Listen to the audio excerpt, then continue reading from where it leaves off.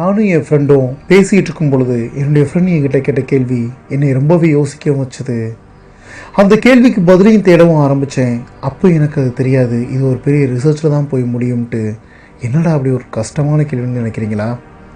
S friend, Hindu தர்ம சாஸ்திரப்படி நரகத்தினுடைய அதிபதின்னு சொல்லி அழைக்கப்படக்கூடிய யம தர்மராஜாவுக்கும் பைபிளில் நரகத்தினுடைய ராஜான்னு அழைக்கப்படக்கூடிய லூசிஃபருக்கும் என்ன வித்தியாசம், என்ன ஒற்றுமை? இதுதான் அந்த கொஸ்டின். ஃப்ரெண்ட், இந்த வீடியோ வேறு லெவலில் ரொம்ப இன்ட்ரெஸ்டிங்காக போகுது.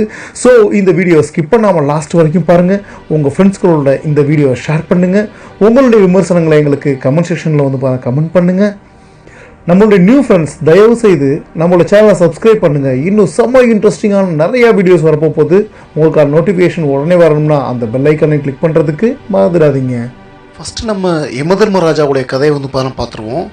ஆரம்ப காலகட்டங்களில் வந்து பார்த்தோம்னா இந்த உடம்பு சரியில்லாதவங்க, ரொம்ப வயசான மக்கள், இவங்க எல்லாத்துக்குமே ஒரு பாவ விமோச்சனம் கொடுக்கக்கூடிய ஒரு கடவுளாக தான் வந்து யமதர்மராஜா வந்து பார்க்கப்படுறாரு. அதற்கு பிறகு இறந்த பிறகு நம்ம எல்லாருமே நரகத்துக்கு போவோமா இல்லை மோட்சத்துக்கு போவோமான்ற முடிவெடுக்கக்கூடிய கடவுள்களுடைய நீதி அரசராக பார்க்கப்பட்டவர் தான் இந்த யமதர்மராஜா. இன்னைக்கு இல்லாட்டினாலும் சரி, என்னைக்குனாலும் ஒரு நாள் நம்ம இந்த பூமியை விட்டு போய்தான் ஆகணும். அது யாராக இருந்தாலும் சரி. அன்னைக்கு நம்ம கிட்ட இருக்கக்கூடிய காசு, பணம், சொத்து, சுகம், மனைவி, பிள்ளைகள், இடம், வீடு, கார் எதையுமே எடுத்துகிட்டு போக முடியாது. ஒன்றே ஒன்று தவிர, அதுதான் நம்ம செஞ்ச கர்ம வினை. இந்த பூமியில் நாம் நல்லது செஞ்சுருந்தோம்னா அதற்கான வெகுமானமாக இருக்கட்டும், இல்லை தப்பு செஞ்சுருந்தோம்னா அதற்கான தண்டனையாக இருக்கட்டும், கண்டிப்பாக ஒரு நாள் கிடைச்சே தீரும். ஓகே ஃப்ரெண்ட்ஸ், இப்போ நம்ம யமராஜ் எப்படி வந்தான்றதை நம்ம பார்த்துருவோம். நம்ம சாஸ்திரங்கள் என்ன சொல்லுதுன்னு பார்த்தோம்னா, விஸ்வகர்மாவுடைய மகள் சஞ்சனாவுக்கும் சூரிய பகவானுக்கும் பிறந்த குழந்தை தான் யமதர்மராஜா. ஸோ நம்ம தமிழ் மக்கள் வந்துட்டு பார்த்தோம்னா பெரும்பாலான மக்களுக்கு விஸ்வகர்மானா யார், என்ன, ஏது எதுவுமே தெரிஞ்சிருந்திருக்காது. நார்த் இந்தியாவில் இருக்கிற எல்லாத்துக்குமே விஸ்வகர்மா பற்றி தெரிஞ்சிருந்திருக்கும். அவரை பற்றி கொஞ்சம் டீட்டெயில்ஸ் சொல்லலாம்னு நினைக்கிறேன். இந்திரலோகம்னு ஒன்று இருக்கு பார்த்துருக்கீங்களா? அந்த இந்திரலோகத்தை முழுசாக வந்து கட்டி கொடுத்த இன்ஜினியர் தான் விஸ்வகர்மா. ஸோ அவரை எப்படி நம்ம மக்கள் பார்க்குறோம் அப்படின்னா, கடவுள்களுடைய இன்ஜினியராகவும் இன்ஜினியர்ஸுடைய கடவுளாகவும், இந்த சிவில் இன்ஜினியர், மெக்கானிக்கல் இன்ஜினியர், அது எந்த இன்ஜினியராக வேணா இருக்கட்டும், இன்ஜினியர்ஸுடைய கடவுளாக பார்க்கப்படக்கூடிய ஒரு நபர் விஸ்வகர்மா, அல்லது கடவுளுடைய இன்ஜினியர்னு பார்க்கக்கூடிய ஒரு நபர் தான் விஸ்வகர்மா. இங்கே நம்ம சவுத்தில் வந்து ஆயுத பூஜைன்னு ஒன்று கொண்டாடுவோம். அது நார்த்தில் வந்து பார்த்தோம்னா அப்படி ஒரு ஆயுத பூஜைன்ற மாதிரி ஒரு ஃபங்க்ஷன் எதுவுமே கிடையாது. அங்கே எல்லாருமே என்ன செலிப்ரேட் பண்ணுறாங்க அப்படின்னா, விஸ்வகர்மா பூஜாவை தான் வந்து பெருசாக செலிப்ரேட் பண்ணுவாங்க. ஓகே, நம்ம இப்போ ஸ்டோரிக்கு போயிடுவோம். இப்போ நம்ம சஞ்சனா வந்து ப்ரெக்னெண்ட்டாக இருக்கிறாங்க.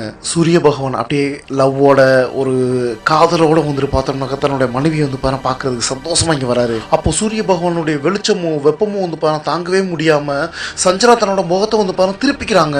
அதை பார்த்த சூரிய பகவானுக்கு பயங்கரமாக கோவம் வந்துடுது. என்னடா, நான் ஒரு சூரிய பகவான்டா, என்னைய பார்த்து வந்து நீ மோசம் சொல்லிக்கிற, என்னை அவமரியாதை பண்ணுற அப்படின்னு பயங்கரமாக வந்து பார்த்தோன்னா சூரிய பகவான் கோபம் வந்துடுது. அந்த கோபத்திலேயே சூரிய பகவான் என்ன பண்ணுறாருன்னா, அவங்களுக்கு ஒரு சாபமும் வந்து கொடுத்துட்றாரு. அது என்ன சாபம் அப்படின்னம்னா, இந்த பூமியில் பிறக்கக்கூடிய ஒவ்வொரு ஜீவராசி, அது என்ன ஜீவராசியை வேணா இருக்கட்டும், அந்த ஒவ்வொரு ஜீவராசிக்குமே உன் மகன், உனக்கு பிறக்கக்கூடிய பையன் இருக்கிறான் பத்திரிக்கா, அவன் தான் யமனாக இருப்பான் அப்படின்னு வந்து பார்த்தோம்னா ஒரு சாபத்தையும் வந்து கொடுக்குறாரு. கடைசியில் என்னாச்சு? அதே மாதிரி தான் ஆயிடுச்சு. ஒவ்வொரு உயிரை எடுக்கக்கூடியவர் நம்மளுடைய யமன் தான். அந்த சாபத்தோடைய வந்து பிறக்கிறார் நம்மளுடைய யமராஜ். ஸோ இங்கே சஞ்சனா சூரிய பகவானுடைய வெளிச்சத்தையோ இல்லை அந்த ஹீட்டையோ வந்து பார்த்தோம்னா தாங்கவே முடியல. அவங்களோட ஸ்கின் எல்லாமே எரிஞ்சு போயிடுது, கண்ணங்கரையான்னு ஆயிடுறாங்க. ஒரு நாள் முடிவு எடுத்துடுறாங்க, என்னால் வந்து சூரிய பகவான் கூட வாழ முடியாது, நம்ம தனியாக பிரிஞ்சு போயிடுவோம் அப்படின்னு சொல்லிட்டு ஒரு முடிவை எடுக்கிறாங்க. ஆனால் அந்த மாதிரி பிரியறதுக்கு முன்னாடி ஒரு மேஜிக் பண்ணுறாங்க. அது என்ன அப்படின்னம்னா, தன்னைய மாதிரியே ஒரு ஜெராக்ஸ் காப்பி, லைக் இந்த ஃபோட்டோ காப்பி சொல்லுவோம் பார்த்துருக்கீங்களா, க்ளோனிங். இந்த காலத்தில் க்ளோனிங் சொல்கிறாங்களோ அந்த மாதிரி வந்து அந்த காலத்துலேயே ஒரு க்ளோனிங் வந்து பண்ணிடுறாங்க. தன்னுடைய அப்படியே ஒரு ஜெராக்ஸ் போட்டுறாங்க. இது வேற யாருக்குமே தெரியாது. இங்கே சூரிய பகவான் கிட்ட வந்து சாயா விட்டுட்டு சஞ்சனா அவங்களுடைய அப்பா விஸ்வகர்மாவுடைய வீட்டுக்கு வந்து போயிடுறாங்க. அப்படியே பல வருஷங்கள் வந்து உருண்டு ஓடுது. சாயாவுக்கும் சூரிய பகவானுக்கும் இடையில நிறைய குழந்தைகளும் பிறக்குது. அப்போதான் ஒரு விஷயத்த சூரிய பகவான் நோட்டீஸ் பண்றாரு. தன்னோட மனைவி யமராஜ் கிட்டையும் மற்ற குழந்தைங்கிட்டையும் வந்து பார்த்தோம்னா டிஃப்ரெண்டாக பழகிறத வந்து பார்க்குறாரு. என்னதான் சாயா வந்து பார்த்தோன்னா சஞ்சனாவோட க்ளோனிங்காக இருந்தாலும் இந்த தாய் பாசம்ன்ற வந்து டிஃப்ரெண்ட் இருக்கும்ல. தன்னோட குழந்தைகளுக்கும் மற்ற குழந்தைகளும் நம்ம பார்க்கக்கூடிய விதம் வந்து கண்டிப்பாக மாறத்தானே செய்யும். அப்போ தான் சூரிய பகவான் ஃபுல் அண்ட் ஃபுல் ரிசர்ச் பண்ண ஆரம்பிக்கிறாரு. என்ன நடந்திருக்கு அப்படின்ற உண்மை எல்லாத்தையும் அனலைஸ் பண்ண ஆரம்பிக்கிறாரு. அப்போ தான் அவருக்கு உண்மையிலே தெரிய வருது, இங்கே இருக்கக்கூடியது வந்து பார்த்தோன்னா சஞ்சனாவே கிடையாது, சாயா. அது மட்டும் இல்லாமல் சஞ்சனா தன் மேலே கோவப்பட்டோ இல்லை நம்மளை அவமரியாதை பண்ணணுன்றதுக்காகவோ வந்து பார்த்தோன்னா முகத்தை திருப்பிக்கிறல, தன்னுடைய பிரகாசத்தை தாங்க முடியாம தான் வந்து பார்த்தோன்னா சஞ்சனா அந்த நேரத்தில் முகத்தை திருப்பிக்கிட்டாங்கன்னு தான் தவறுதலாக சாபம் கொடுத்துட்டோன்றதையும் தெரிஞ்சுக்கிறாரு. இப்போ அவர் ரொம்பவே வருத்தமும் படுறாரு. ஸோ நான் கொடுத்த சாபத்தையும் வந்து பார்த்தா உனக்கு வரமாக மாற்றணும் அப்படின்னு சொல்லிட்டு திரும்பி வந்து பார்த்தோம்னா சூரிய பகவான் என்ன பண்ணுறாரு, யமராஜுக்கு இந்த பூமியில் பிறக்கக்கூடிய ஒவ்வொரு மனுஷனுடைய நன்மை தீமை பாவ புண்ணியங்கள் எல்லாத்தையும் கணக்கு போடு, நல்லவங்களை ஃபுல் மோட்சத்துக்கு அனுப்பு, கெட்டவங்களை ஃபுல் நரகத்துக்கு அனுப்பு, இந்த மாதிரி பிரிக்கக்கூடிய ஒரு நீதி அரசரா ஒரு ஜட்ஜா வந்து பார்த்தோம்னா யம தர்மராஜாவை மாத்துறாரு. யமராஜாவை நம்ம எப்படிலாம் கூப்பிடுவோம் அப்படின்னா தர்மராஜான்னு கூப்பிடுவோம், யம தர்மராஜான்னு கூப்பிடுவோம். அந்த தர்மராஜா எப்படி வந்தது அப்படின்னா இப்படித்தான் யம தர்ம ராஜாவை வந்து பார்த்தா மாறுறாரு. திரும்பவும் சொல்றேன், யம தர்மராஜா பாதாளத்துடைய அல்லது நரகத்துடைய அரசன் கிடையாது, பாவ புண்ணியங்களை எடப்படக்கூடிய ஒரு நீதி அரசர் மட்டும்தான். ஓகே ஃப்ரெண்ட்ஸ், இவ்வளோ நேரம் நம்ம யம தர்மராஜாவுடைய கதையை பற்றி நம்ம பார்த்துட்டோம். இப்போ லூசிஃபருடைய கதை என்னன்றதை நம்ம இப்போ பார்த்துடலாம். இன்றைய நவநாகரிக மனிதன் உருவானதற்கான முதல் காரணம் அப்படின்னு சொன்னோம்னா அது லூசிஃபரே சொல்லலாம். கடவுள் முதலாக ஜீவராசிகளை வந்து பணம் உருவாக்குறாரு. அப்போ கடவுள் தன்னோட உயிரில் இருந்தும் உடலில் இருந்து உருவாக்குன ஒரு வெர்ஷன் தான் ஏஞ்சல்ஸ் அப்படின்னு சொல்கிறாங்க. இதில் நிறைய டைப்ஸ் ஆஃப் ஏஞ்சல்ஸ் இருக்கிறாங்க. ஒர்க்கர் டைப் ஏஞ்சல்ஸ், அந்த நார்மல் ஏஞ்சல்ஸ், அந்த ஆர்க் ஏஞ்சல்ஸ் அப்படின்னு சொல்லுவாங்க. கடவுள் படைச்சதுலேயே தி பெஸ்ட் அப்படின்னு ஒன்று இருந்துச்சு அப்படின்னா அது ஆர்க் ஏஞ்சல்ஸ் தான். கடவுள் மனுஷனை எதிலிருந்து படைக்கிறாரு, மண்ணில் இருந்து வந்து படைக்கிறாரு. பட் ஏஞ்சல்ஸை தன்னோட உயிரில் இருந்தும் தன்னுடைய ஜீவன்ல இருந்தும் வந்து படைக்கப்பட்டவங்க தான் நம்ம ஏஞ்சல்ஸ் அப்படின்னு சொல்ல முடியும். ஆர்க் ஏஞ்சல்ஸ் தான் தி பெஸ்ட் அப்படின்றத பார்த்துட்டோம். அந்த ஆர்க் ஏஞ்சல்ஸ்லையுமே the masterpiece the best அப்படின்னு ஒரு விஷயம் இருந்துச்சு அப்படின்னா அதுதான் லூசிஃபர். உலகத்தில் ஏதாவது இதான் பெஸ்ட்ன்ட்டு எடுத்துட்டு வா, அதை விட 10 மடங்கு 100 மடங்கு இல்லைங்க, கோடி மடங்கு தி பெஸ்ட் அப்படின்னு ஒரு வார்த்தை சொன்னோம்னா அது லூசிஃபருக்கு மட்டும்தான் பொருந்தும்.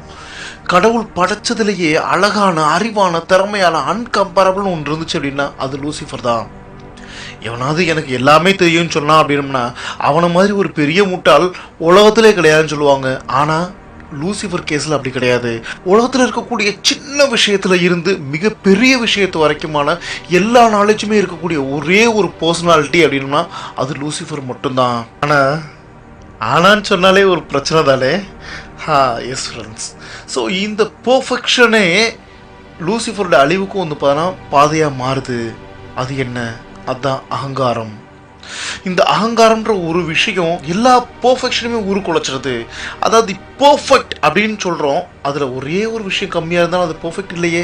ஒரு டைமில் அதுக்கு அகங்காரம் வந்துடுது. தன்னை மாதிரியான அழகான விஷயம், தன்னை மாதிரியான அறிவான விஷயம், தன்னை மாதிரியான ஸ்ட்ராங்கான ஸ்ட்ரென்த்தான விஷயம் உலகத்திலே இல்லை, கடவுள் படைச்சதிலே இல்லை அப்படின்றத புரிஞ்சுக்கிட்ட லூசிஃபர் தன்னையே கடவுளாகவும் நினைக்க ஆரம்பிச்சது. தன்னையே எல்லா ஏஞ்சல்ஸும் வணங்கணுன்ற மாதிரி சொல்லவும் ஆரம்பிச்சது. இங்கே தான் பிரச்சனை வந்து பாரு ஆரம்பிக்குது. பல ஏஞ்சல்ஸ் வந்து பார்த்தோம்னா லூசிஃபர் பின்னாடி வந்து பாரு போக ஆரம்பிச்சிட்டாங்க. இப்போ கடவுளுக்கும் லூசிஃபருக்கு இடையில வந்து பாரு மிகப்பெரிய ஒரு வார் வந்து பாரு ஸ்டார்ட் ஆகுது. அதில் லூசிஃபருக்கு ஆப்போசிட்டில் வந்து பாரு 2 ஃபைட் பண்ணுறது யாருன்னா மைக்கேல். அவரும் ஒரு ஆர்க் ஏஞ்சல் தான். ஆனால் மைக்கேல் லூசிஃபர் பக்கத்தில் கூட வந்து பாரு இருக்க முடியாது. அந்த அளவுக்கு சோ ஸ்ட்ராங் அப்படின்னு சொன்னோம் அப்படின்னா அது லூசிஃபர் தான். ஆல்ரெடி அன்கம்பேரபிள்னு ஒரு வார்த்தை சொல்லியிருந்திருந்தேன்னு நினைக்கிறேன் உங்களுக்கு. ஃபைட் இங்கே ஸ்டார்ட் ஆக ஆரம்பிக்குது. ஃபைட் ஸ்டார்ட் ஆன கொஞ்ச நேரத்திலேயே மைக்கேலுடைய டீம் வந்து பார்த்தோன்னா பிரம்மாண்டமாக வந்து பார்த்தா வெற்றி பெறாங்க. அது எப்படி? லூசிஃபர் மாதிரி பவர்ஃபுல்லான ஒரு விஷயம் உலகத்திலே கிடையாது. எப்படி மைக்கேல் வின் பண்ணார்? இதான் வந்து பார்த்தா எல்லாத்துக்கும் கூடிய பெரிய ஒரு கொஸ்டின். எல்லாரும் என்ன சொல்றாங்கன்னா கடவுளை டைரக்டா வந்து பாரு ஒரு சூப்பர் நேச்சுரல் பவர் வந்து பாரு மைக்கேல் கிட்ட கொடுத்தாரு, அந்த பவர்னால தான் வந்து பாரு மைக்கேல் வின் பண்ணாருன்னு சொல்றாங்க. ஆனா பல பேர் என்ன சொல்றாங்க அப்படின்னா கடவுளே மைக்கேலுடைய உருவத்துல இருந்து சண்டை போட்டாருன்னு சொல்றாங்க. ஃபைனலா மைக்கேலுடைய டீம் ரொம்ப ஈஸியாக வந்து பாரு வின் பண்ணுறாங்க. ஆக்சுவலாக லூசிஃபர் வந்து பாரு நரகத்துடைய அரசன்ட்டு சொல்கிறோம், அது எல்லாமே கிடையாது. லூசிஃபர் தான் நரகத்துடைய முதல் பிரசனர்னு வேணா சொல்லலாம், அதாவது முதல் கைதின்னு வேணா நம்ம சொல்ல முடியும். ஏன்னா முதலாக தப்பு செஞ்சது யாரு? லூசிஃபர் தானே. கடவுளுடைய முதல் படைப்பான ஆதாம் ஏவாளையும் தப்பு செய்ய வச்சது யாருன்னு பார்த்தோம்னா இதே லூசிஃபர் தான். சாவே இல்லாத ஒன்றுனா அதுவும் லூசிஃபர் தான். நரகத்தில் இருந்தே மனுஷனை தப்பு செய்ய தூண்டுறதும் இதே லூசிஃபர் தான். கடவுள் கூடயும் ஜீசஸ் கூடயுமே சண்டை போடுற அளவுக்கு ரொம்ப ஸ்ட்ராங்கான ஒரு விஷயம்னா நம்மெல்லாம் ஏமாத்துறோம். இப்போ நரகத்துல இருந்தே பூமியினுடைய கார்னர் டு கார்னர் வரைக்கும் கண்காணிக்கக்கூடிய சக்தி பெற்றதுன்னா இந்த லூசிஃபர் தான். லூசிஃபருடைய ஒரே ஒரு ஒர்க்னா மனுஷன் தீமையுடைய பக்கத்துக்கு தள்ளுறதும் தன் பக்கம் கவர்றதும் மட்டும்தான். ஒன்ஸ் நம்ம அது பக்கம் போயிட்டோம் அப்படின்னா நம்மளை அதை நல்லாவே வச்சு செய்யும். இப்போ புரிஞ்சதா? லூசிஃபர்ன்றது நரகத்துடைய அரசன்லாம் கிடையாது, நரகத்துடைய முதல் கைதி தான் லூசிஃபர். ஓகே ஃப்ரெண்ட்ஸ், நம்ம நல்லது செஞ்சோம்னா நம்மளை படைச்ச கடவுள், அவர் பிரம்மாவாக இருக்கலாம், இல்லை ஜீசஸாக இருக்கலாம், இல்லை அல்லாவாக இருக்கலாம், யாராக வேணா இருக்கலாம், நம்ம அந்த கடவுள் கூட சொர்க்கத்தில் சந்தோஷமாக வாழ முடியும். இது அடுத்தவங்க வயிற்றுல அடித்தோம்னா, ஏழைகள் இருந்து புடுங்கினோம்னா, தப்பு பண்ணோம்னா அது எமனோ லூசிஃபரோ நம்மளை நல்லா வச்சு செய்வாங்க. மீதி எல்லாத்தையும் உங்கள் கையிலே விட்டுறேன். ஒவ்வொரு வீடியோவுமே உங்களுக்காகவே ஸ்பெஷலாக கேர் எடுத்து தான் நம்ம பண்ணுறோம். ஸோ முடிஞ்சது அப்படின்னா இந்த வீடியோவுக்கு கொஞ்சம் லைக் பண்ணுங்கள். இந்த வீடியோ பற்றியான கருத்துக்களை எங்களுக்கு கமெண்ட் பண்ணுங்கள். நம்ம சேனலை சப்ஸ்கிரைப் பண்ணாத நியூ ஃப்ரெண்ட்ஸ் தயவுசெய்து கொஞ்சம் சப்ஸ்கிரைப் பண்ணிட்டு போங்க. இன்னும் பல சுவாரஸ்யமான வீடியோக்கள் உங்களுக்காக காத்துக்கிட்டு இருக்குது. Okay, bye friends. நெக்ஸ்ட் வீடியோவில் மீட் பண்ணுவோம். அது வரைக்கும் உங்களிடமிருந்து விடைபெறுவது நான் உங்களுடைய ஃப்ரெண்ட் சார்ல்ஸ். இது உங்கள் வாய்ஸ் தமிழன் சேனல். Thank you friends. பாய்.